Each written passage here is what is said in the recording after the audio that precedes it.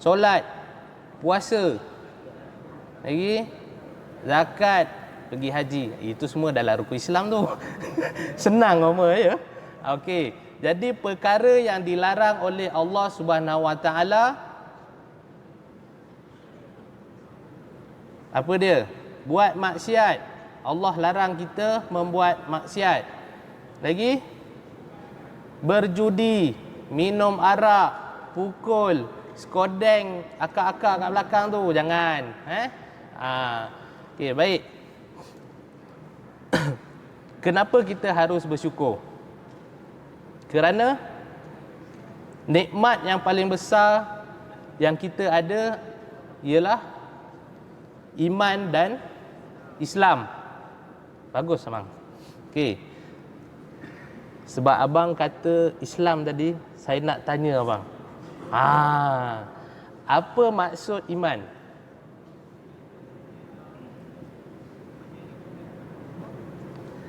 Betul. Kepercayaan kita kepada Allah. Dari segi bahasanya percaya. Dari segi istilahnya kita membenarkan di dalam hati, mengaku melalui lidah dan mengamal melalui anggota kita. Sembahyang, puasa, tu iman. Sebab apa nikmat iman ni besar? Sebab iman ni tiada nilainya. Tak ada nilai. Boleh tak kita samakan iman kita dengan sebiji wai suku? Kita tengok alamak kita banyak buat dosa ni. Banyak buat dosa. Kita pergi masjid tengok Pak Haji ni iman dia daripada atas sampai bawah tinggi penuh. Kita minta swab. Pak Haji boleh tak kita swab iman dengan wai suku saya? Sebab itu je ada. Boleh tak? Tak boleh. Iman juga tiada harganya. Pernah nampak kedai jual iman? Tak ada? Tak pernah? RM20 satu iman. Beli 3 dapat RM50. Ada? Tak pernah? Okey, jadi yang ketiga pentingnya iman ialah iman tidak boleh diwarisi. Contoh, seorang ayah menjadi seorang doktor. Anak belum tentu jadi doktor. Contoh terdekat saya. Arwah ayah saya seorang ustaz mengajar di sekolah menengah agama. Pada hari ini, adakah saya seorang ustaz? Tidak. Saya tidak mengajar macam arwah ayah saya. Kalau saya nak mengajar macam arwah ayah saya mesti pergi belajar di UPSI. Baru saya ada kelayakan untuk mengajar. Okey. Jadi sama juga macam iman, macam mana kita nak dapat iman tu kita kena cari sendiri. Kita tak boleh minta sikit dekat ayah kita, tak boleh minta sikit dekat mak kita, tak boleh. Kena cari sendiri. Jadi saya mohon kepada semua tuan-tuan dan puan-puan pada malam ini, jagalah nikmat iman dan Islam itu sebaik-baiknya. Okey, faham? Baik. So, masa kita pun sebenarnya tak lama. Jadi, saya teruskan pada malam ini dengan kesalahan-kesalahan di bawah enakmen jenayah syariah. So, jadi saya tak nak bercerita panjang lebar apa semua. Jadi, saya teruskan dengan kesalahan-kesalahan jenayah syariah Perak 1992. Baik. Sebenarnya dalam buku enakmen jenayah ni ada 86 section. Tapi pada malam ini saya bawa 7 sahaja. Boleh? Kalau saya bawa 86 section, 3 hari 3 malam tak habis. Macam Abang Jamil. Kenduri 3 hari 3 malam. Baik. Jadi kesalahan yang pertama yang sering dilakukan oleh anak-anak muda zaman sekarang. Yang pertama iaitu halwat. Section 54. So siapa tahu halwat? Berdoa-doaan lagi?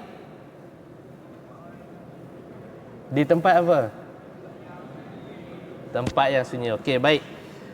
Halwat dengar elok-elok seorang lelaki yang didapati bersama dengan seorang perempuan ataupun lebih yang bukan mahram di tempat yang sunyi dalam sebuah rumah, bilik, kereta, perpustakaan ke, dalam hal keadaan yang boleh mendatangkan syak berlakunya maksiat adalah sesuatu kesalahan, dan apabila disabit, hukuman denda tidak melebihi daripada RM3,000 atau penjara tidak melebihi 2 tahun atau kedua-duanya sekali. Okey, faham? Seorang lelaki bersama dengan seorang perempuan ataupun lebih, ataupun seorang perempuan bersama dengan seorang lelaki ataupun lebih di tempat yang sunyi, yang terlindung daripada masyarakat awam, yang boleh mendatangkan syak berlakunya maksiat, kamu boleh dikenakan denda sebanyak RM3,000 atau 2 tahun penjara atau dua-duanya sekali. Baik, tuan-tuan dan puan-puan sekalian, halwat ni bukan berada di rumah sahaja. Boleh jadi halwat berada di dalam kampus, dalam kolej, di tepi jalan, di tangga-tangga bangunan. Yang banyak berlaku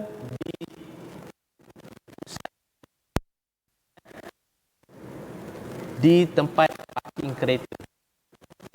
Saya banyak dapat aduan di universiti-universiti, semuanya berlaku di parking kereta.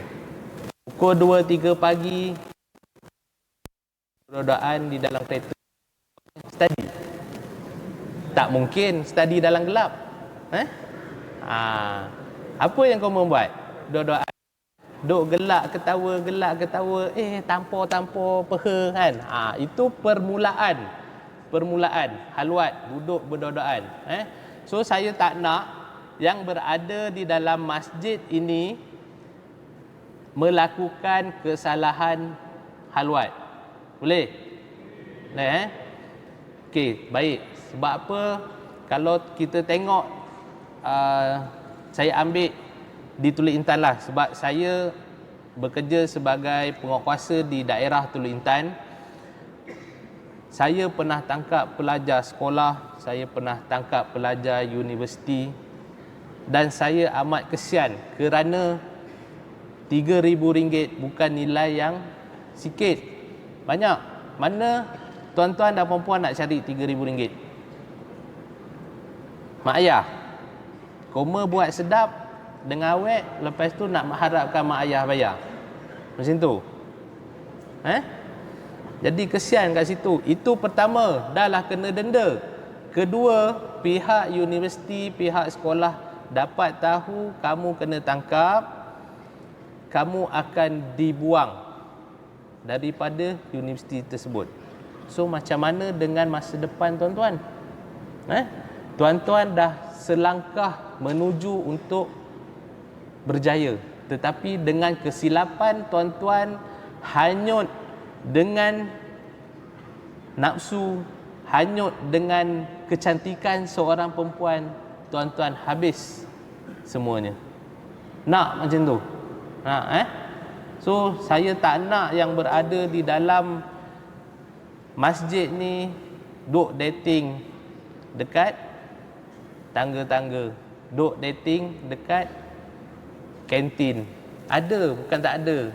Tapi saya tak nak yang baru-baru ni contohi abang-abang senior, sekiranya adalah. Tapi bila saya tanya dengan Ustaz Tarmizi, dia kata alhamdulillah setakat ni cantik, pelajar-pelajar usi tak ada yang dating lagi lah. Jadi saya minta teruskan tradisi itu. Bila tengok orang dating, tolong tegur. Tak perlu penguatkuasa yang pergi tegur. Walaupun yang dating tu adalah seorang senior tuan-tuan, tuan-tuan berhak untuk menegur, kerana kesalahan itu adalah kesalahan yang salah dari segi hukum syarak, dan Tuhan larang kita membuat perkara-perkara tersebut. Okey, baik. Faham tak? Setakat ni clear tak tentang halwat? Clear Okey, baik. Seterusnya,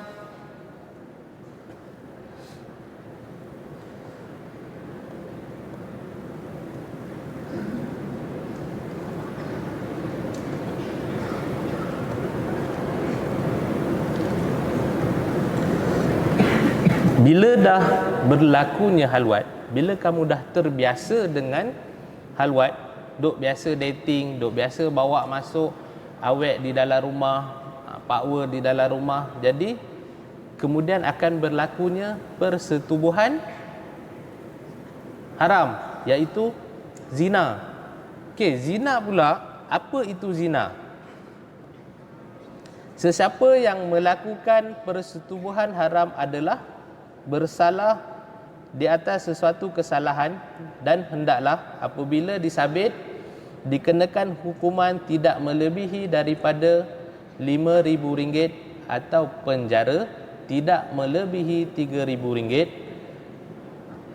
atau kedua-duanya sekali, dan ditambah dengan 6 kali sebatan. Mak sebat kita sekali pun dah menangis. Ini kita kena sebat 6 kali. Yang sebat tu bukan mak ayah kita. Tu dalam penjara tu. Tahan ke? Jadi sebelum berlakunya persetubuhan haram, tuan-tuan kena hindar benda-benda yang macam ni. Kena hindarkan perbuatan halwat tersebut. Dalam Al-Quran pun pernah ada mengatakan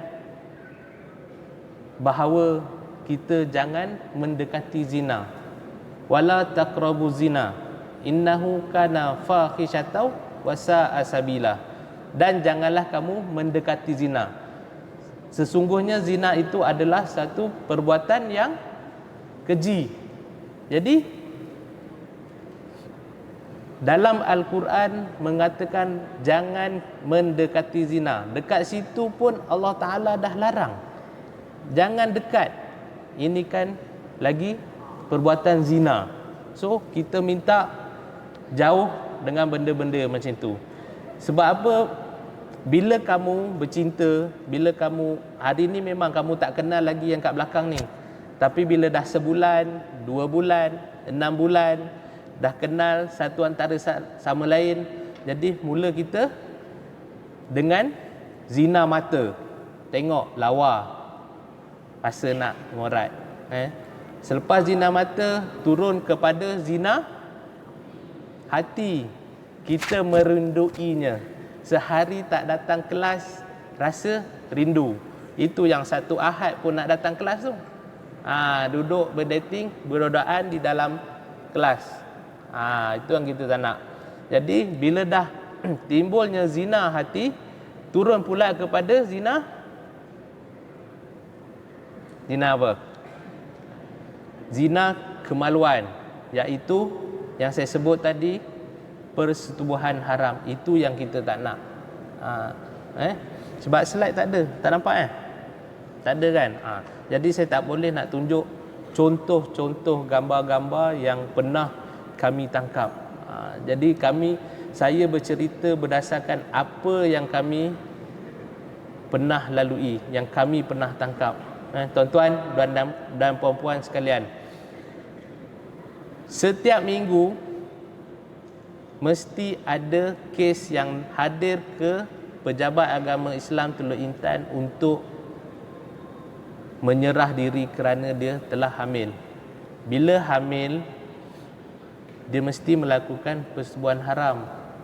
Setiap minggu. Itu yang saya amat-amat sedih. Yang mana menyedihkan saya lagi adalah dari kalangan-kalangan pelajar perempuan umur 16 tahun, 17 tahun, masih sekolah, datang-datang perut dah boroi macam saya. Duduk jalan tak larat, 2 bulan lagi, 2 minggu lagi dah nak bersalin. Jadi saya sedih kat situ. Bila dia telah hamil, dia ada 2 kesalahan. Yang pertama, persetubuhan haram. Manakala yang kedua, hamil luar nikah. Hamil luar nikah, nanti saya cerita berapa dia punya denda.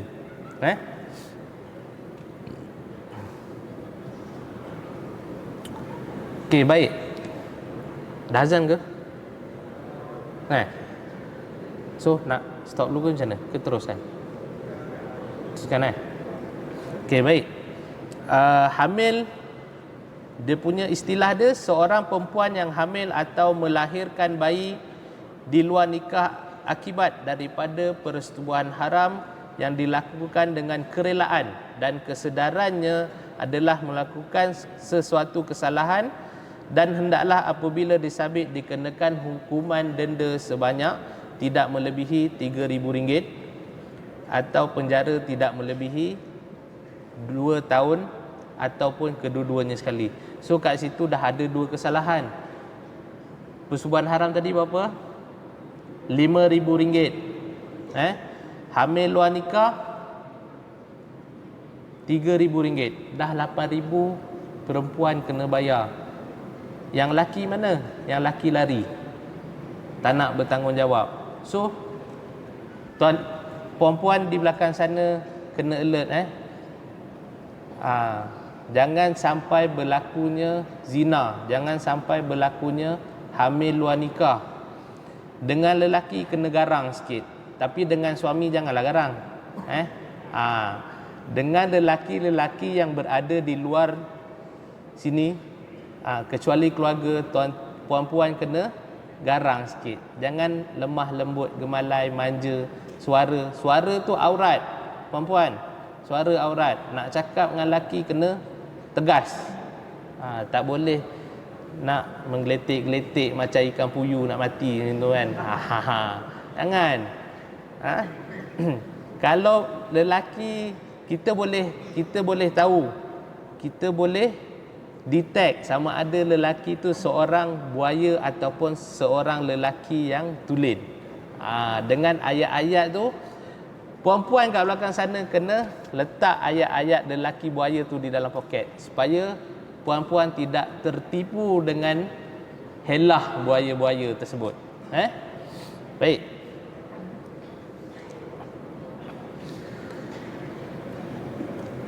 Jadi saya akan cerita sikit dengan haluat. Sebab apa saya nak tekankan, tuan-tuan, puan-puan mungkin tak faham sebab tuan-tuan belum pernah melakukan. Tapi bila tuan-tuan dah keluar nanti, dah menjadi seorang guru, tuan-tuan kena jaga. Tuan-tuan kena ingat apa itu haluat. Sebab apa? Saya pernah tangkap guru dengan guru, pegawai PPD bersama guru di dalam hotel. Saya tak nak benda tu berlaku pada zaman sekarang ni. Sebab apa? Zaman sekarang ni adalah zaman teknologi. Macam-macam kita boleh dapat, macam-macam sumber kita boleh dapat. Dengan hanya satu jari kita boleh dapat semuanya. Okey. Yang mana yang kami tangkap tu adalah suami orang bersama dengan isteri orang. Sedih tak pasangan masing-masing? Nak ditampur tak boleh, nak dibaling tak boleh. Sebab apa? Kita ada undang-undang. Jadi macam mana?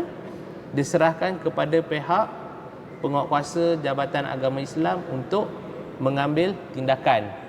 Jadi seterusnya, bila kami dah ambil tindakan, kami akan catat beliau merupakan seorang kaki tangan awam, kaki tangan kerajaan. Bila di situ pihak jaib akan telefon PPD.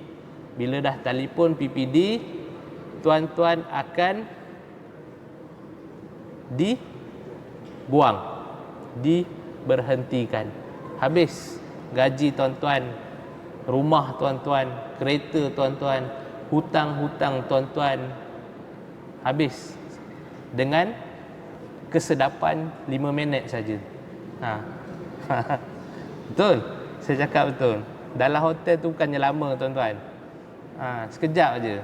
Tapi dia punya sakitnya, dia punya bala dia, Allah Ta'ala turunkan, hilang semua pekerjaan, hilang semua harta benda tuan-tuan. Baik.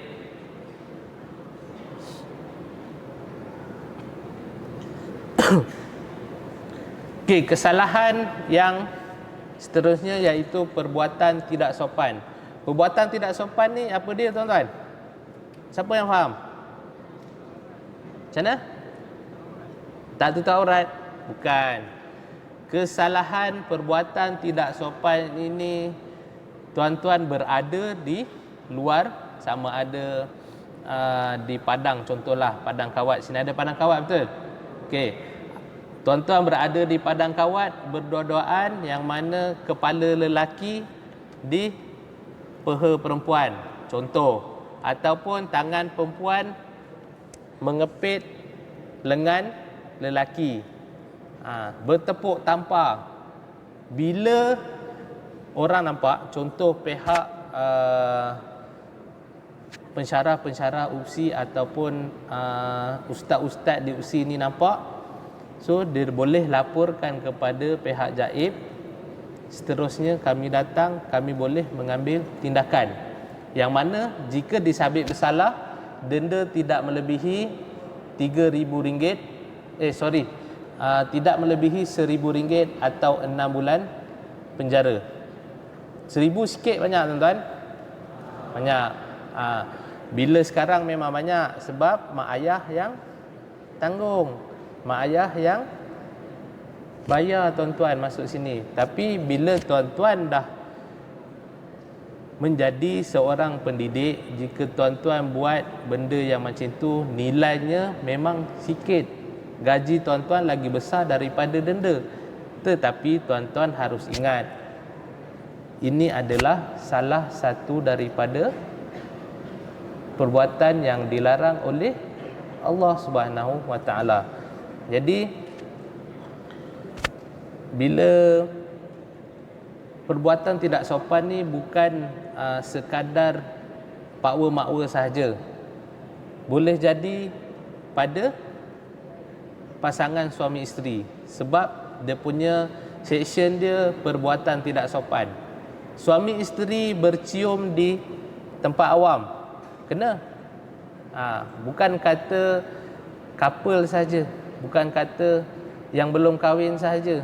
Yang dah kahwin pun, kalau berpelukan di halayak ramai, boleh dikenakan denda atas kesalahan perbuatan tidak sopan. Baik.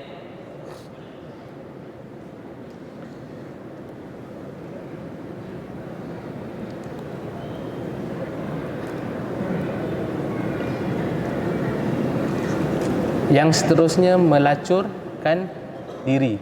Ini paling berat. Saya pernah buat risikan di satu universiti yang mana terdapat 3-4 orang pelajar universiti tersebut, dia menjual diri, melacurkan diri. Dia orang panggil freelance. Okey. Dia buat kerja tu 2 hari dalam seminggu, iaitu Sabtu Ahad. Sabtu Ahad tak ada kelas, dia buat job luar. Dia buat job luar, sehari ada 8 slot. Satu slot RM200. Tuan-tuan kali dengan 8 slot. Daripada pagi sampai petang. Satu slot sejam. Cukuplah waktu bekerja. 8 sampai 5 kan. So 8 jam. Dia buat kerja macam tu, dia melacurkan diri, berapa banyak tuan-tuan duit dia dapat. Tapi adakah berkat duit tersebut? Tak. Jadi saya tak nak pelajar-pelajar yang berada di dalam masjid ini membuat perkara-perkara tersebut. Boleh jadi hari ini kita seorang yang baik, besok lusa datang bisikan syaitan, kita terbalik, kita boleh jadi seorang yang jahat. 360 darjah kita boleh bertukar.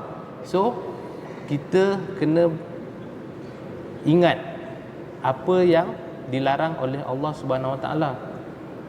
Kita kena ingat kita ada iman, kita seorang Islam. So melacurkan diri ini adalah satu perbuatan yang sangat-sangat keji. Walaupun sebulan boleh dapat RM3,000, tak payah ambil beasiswa, tak payah ambil PTPTN, boleh bayar, tapi berkat tak duit yang kamu bayar itu untuk kamu belajar? Tak berkat. Jadi untuk apa kamu melacurkan diri? Tak ada. Nak kata untuk seronok, sehari 8 kali seronok ke? 2 hari dah 16 kali seronok ke? Tak. Tapi saya tak tahu apa benda yang diorang fikir, apa benda yang diorang nak.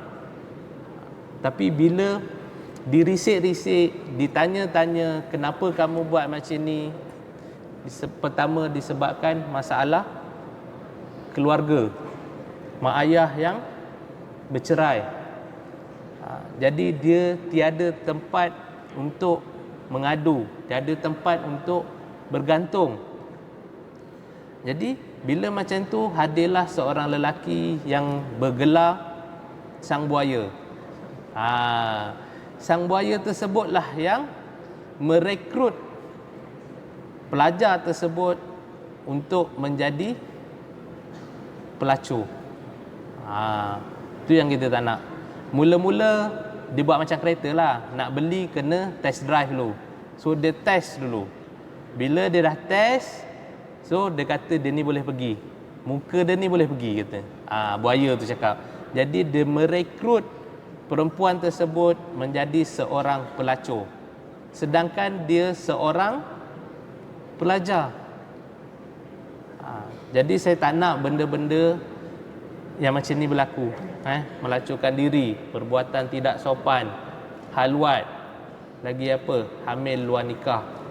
Tuan-tuan, pihak universiti akan memantau di sekitar kampus, tetapi dengan jumlah tuan-tuan dan puan-puan yang ada sekarang ni tak termampu untuk pihak UPSI memantau. Jadi macam mana tuan-tuan kena ingat, kena tanamkan pada diri sendiri yang mana tuan-tuan adalah seorang Islam, tuan-tuan adalah seorang pelajar, tuan-tuan ada mak ayah. Jadi tuan-tuan kena ingat apa matlamat tuan-tuan sampai di sini. Faham? Okey. Baik. Selain daripada itu, punca-punca dan gejala sosial yang berlaku pada hari ini, yang pertama tadi saya sebut kerana masalah keluarga. Yang kedua, kurangnya ilmu agama. Tu tuan-tuan kena hadir ke kuliah pada malam, biasa malam Khamis Khamis malam Jumaat di masjid. Tuan-tuan akan belajar, tuan-tuan akan tahu, tuan-tuan akan menjadi seorang yang berilmu. Bila tuan-tuan tak belajar, tuan-tuan tak tahu hukum, tuan-tuan tak tahu batas antara lelaki dengan perempuan, tuan-tuan akan hanyut. Betul? Okay, jadi yang kedua, pergaulan bebas. Saya tak nak ada pergaulan bebas di dalam universiti ini, dalam UPSI ini. Dia langkah pertama, konon-konon study group. Lama-lama dia akan study benda lain. Hari ni study matematik, 2 bulan, 3 bulan akan datang, tiba-tiba dia study anatomi pula, tubuh badan. Yang itu saya tak nak. Jadi elakkan pergaulan bebas di dalam universiti ni. Okey, mungkin tuan-tuan semester pertama, semester kedua berada di dalam kawalan pihak universiti. Tetapi bila tuan-tuan dah menjadi senior, dah berada di semester ketiga, keempat dan seterusnya, tuan-tuan akan berada di luar, menyewa di rumah luar. Di situ iman tuan-tuan akan diuji dengan pelbagai cabaran. Pertama yang saya cakap tadilah, perempuan, halwat, persubuhan haram, apa lagi, perbuatan tidak sopan. Tuan-tuan akan diuji dengan benda-benda macam itu sekiranya tuan-tuan tidak pandai untuk membawa diri. Sebab saya sebenarnya, saya dulu belajar di Politeknik Sultan Azlan Shah.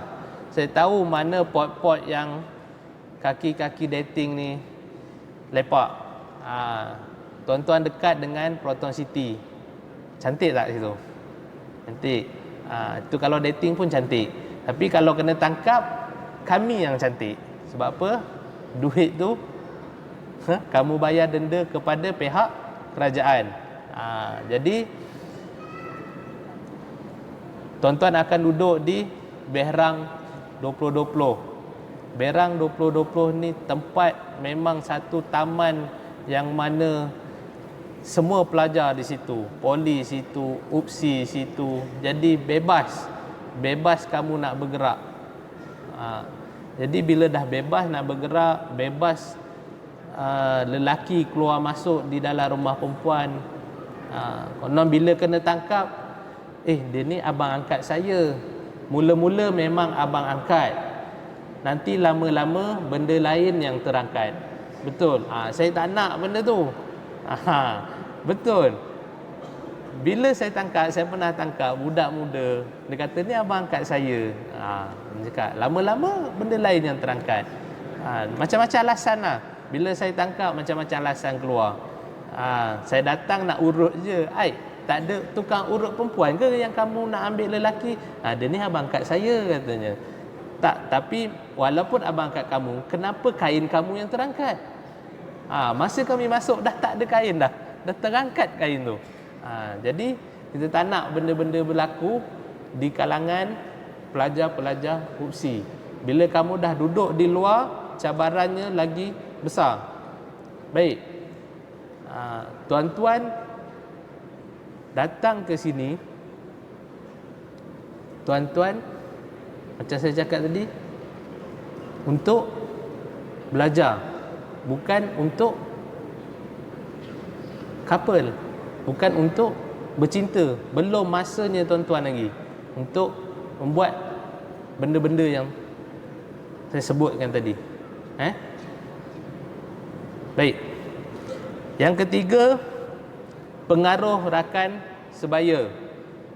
Bila tengok kawan A ni ada couple, kawan B ada couple, kamu pun teringin untuk couple, teringin untuk bercinta. Bila dah bercinta, mulalah buat tadi. Pertamanya, perbuatan tidak sopan, dating dekat tangga-tangga, pergi dating dalam kereta. Seterusnya, halwat. Bila dah berhalwat, ada keberanian buat persubuhan haram. Bila persubuhan haram, maka hamil, jadilah hamil luar nikah. Itu yang kita tak nak, tuan-tuan. Seterusnya, punca disebabkan gejala sosial, iaitu media massa. Ini yang paling jahat. Macam-macam aplikasi ada. TikTok, Instagram, lagi Telegram, lagi meme, lagi jadi macam-macam ada. Dekat situ tuan-tuan boleh searching benda yang elok dan benda yang tak elok, bergantung atas niat tuan-tuan dan perempuan semua. Jika tuan-tuan nak search benda yang elok, nak cari benda yang elok, keluarlah dia benda yang elok. Tapi bila tuan-tuan cari benda yang tidak elok, maka akan keluar benda yang tidak elok. Tuan-tuan nak cari orang berjoget, keluarlah benda orang perempuan berjoget, bergelik. So media masa ni sangat-sangat kejam, sangat-sangat sebenarnya bagi saya tidak berfaedah. Tapi bukan semua. Ada benda-benda yang berfaedah. Contoh macam Facebook. Sekarang zaman, kalau kita ada apa-apa, kita sebar melalui Facebook untuk cepat. Contoh budak hilang, ada kecemasan, apa ke, kita sebar melalui Facebook. Jadi netizen-netizen ni akan share. Jadi benda yang baik. Dan ada benda-benda yang tak elok seperti TikTok. Saya, kalau tuan-tuan tengok dalam handphone saya tak ada TikTok. Tak boleh. Saya install je, belum lagi saya register sebagai ada akaun TikTok. Saya tengok dah macam-macam video gelik-gelik. Sebab saya tak boleh tengok benda-benda macam tu, melara kan. Saya suka tengok orang baca Quran, ceramah kan. Macam tu. Jadi benda-benda gelik ni saya rasa sakit mata saya. Tak boleh. Jadi medan masa ni tuan-tuan sangat jahat. Jadi tuan-tuan kena jaga. Tuan-tuan cari benda yang baik, maka keluarlah benda yang baik. Bila tuan-tuan cari benda yang tak elok, maka keluarlah benda yang tak elok. Jadi seterusnya, fashion pakaian. Alhamdulillah, saya tengok malam ni semua menutup aurat. Sebab apa? Sebab berada dalam masjid. Nanti keluar, besok petang main bola, main takraw, dah semua pakai seluar pendek. Yang mana perempuan nak pergi outing, dah saya tengok pakai tudung, rambut karat sana sini. Padahal nak pergi Pekan Tanjung Malim je pun, nak beli telur 10 biji, ayam seekor, duk pakai skirt, high heel, rambut perang, curl kan. Jadi punca tu semuanya. Bila seorang lelaki tengok, wow, seksi, jadi lelaki tu akan follow, akan cari, akan korek maklumat puan-puan semua. Dia korek selagi boleh, siapa nama dia, apa akaun Facebook dia, apa akaun Telegram dia. So kat situ dia akan dapat maklumat tuan-tuan. Jadi sangat-sangat bahaya. Jadi puan-puan, tuan-tuan kena tahu di mana aurat seorang lelaki dan seorang perempuan. Tengok contoh player takraw. Dulu pakai seluar pendek, sekarang semua dah pakai seluar tight belah dalam. So agak sopan sikit. Jadi perempuan-perempuan pun bila tengok abang-abang player-player takraw Malaysia ni, kita rasa tak ada apa. Tapi bila kita tengok yang lelaki pula, bila tengok acara gimnasium, bila tengok acara terjun 200 meter, semua dah tenganga depan TV. Sebab apa? Tak menutup aurat, pakaian tu. Jadi kena tahu yang mana aurat lelaki, yang mana aurat perempuan. Dan yang terakhir, cinta dunia remaja. Sebab zaman sekarang ni kita disajikan di dalam TV dengan drama-drama yang bagi saya sangat-sangat mengarut. Pukul 7 drama cinta, pukul 9 lepas berita drama cinta, nanti tengah malam lagi cinta, besok pagi pula pun cinta. Dalam MSI cerita pasal cinta. So semuanya cinta, cinta, cinta. Mana kita nak ambil program-program yang Islamik? Tak ada. Kadang-kadang tayangan yang perempuan, saya tahu mesti ramai yang suka tengok cerita Korea, opa. Apa benda opa mu? Jadi kita tak nak benda-benda yang macam tu. Sebab apa? Cerita Korea ni, cerita Hindustan ni lebih banyak adegan-adegan yang tak sepatutnya kita tengok daripada pengajaran dan pelajaran. Kalau tuan-tuan tengok cerita Tamil, ya, saya tahu. Walaupun cerita tersebut banyak bohong ya, terajang kat sini, terpelanting kat sana, tapi tuan-tuan kalau tengok daripada sudut jalan cerita, dia mengisahkan kehidupan di India tersebut. Itu tak apa. Tapi bila kita tengok cerita, orang cakap drama pukul 7 ni, saya sendiri tengok terlampau open. Yang mana pegang tangan sana, peluk perempuan itu, peluk perempuan ini. Jadi bila macam tu, maka remaja-remaja zaman sekarang ingin tiru. Itu yang kita tak nak. Jadi kurangkan tengok TV. Dunia cinta remaja ni banyak terpengaruh daripada TV. Konon romantik. Wah, romantiknya lelaki, hero, kan? Tapi realitinya, cubalah tanya pensyarah-pensyarah yang berada di dalam ni. Betul ke macam tu? Tidak. Dunia ni keras, tuan-tuan. Lelaki nak mencari rezeki, tak ada masa nak romantik-romantik. Perempuan sibuk balik kerja nak masak, tak ada masa nak berromantik-romantik. Nak pergi candlelight dinner, tak ada. Kalau ada pun setahun sekali, time anniversary, ataupun hari jadi, tu je. Tapi kalau dah kahwin tu nak romantik, tak ada masalah. Tapi apa yang diceritakan dalam drama-drama di TV tu semua bohong belaka. Tak ada lelaki yang seromantik macam tu di dunia realiti. Itu semua dalam mimpi saja. Okey, baik. Jadi masa pun dah nak pukul 9. Jadi punca-punca yang saya sebutkan tadi, sama ada tuan-tuan nak teruskan ataupun tuan-tuan nak U-turn. Sebab apa? Tugas tuan-tuan ke sini adalah untuk berjuang untuk mendapat sekalung ijazah, sekeping ijazah sarjana muda, betul? Jadi tuan-tuan kena berjuang untuk mendapatkan sekeping sijil. Bukan tugas tuan-tuan datang sini untuk bertikam melawan British, tak. Itu kerja mat kilau. Itu kerja mat kilau. Kerja tuan-tuan untuk belajar. Bukannya tuan-tuan datang sini untuk melawan Israel, tak. Itu tentera Hamas dah buat. Tuan-tuan datang sini untuk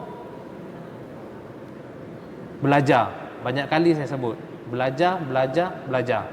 So, saya tak nak ada perkara-perkara kesalahan-kesalahan di bawah enakmen jenayah syariah Perak yang saya sebutkan tadi, iaitu halwat, perbuatan tidak sopan, persetubuhan haram, lagi hamil luar nikah. Saya tak nak ada benda-benda begitu berlaku.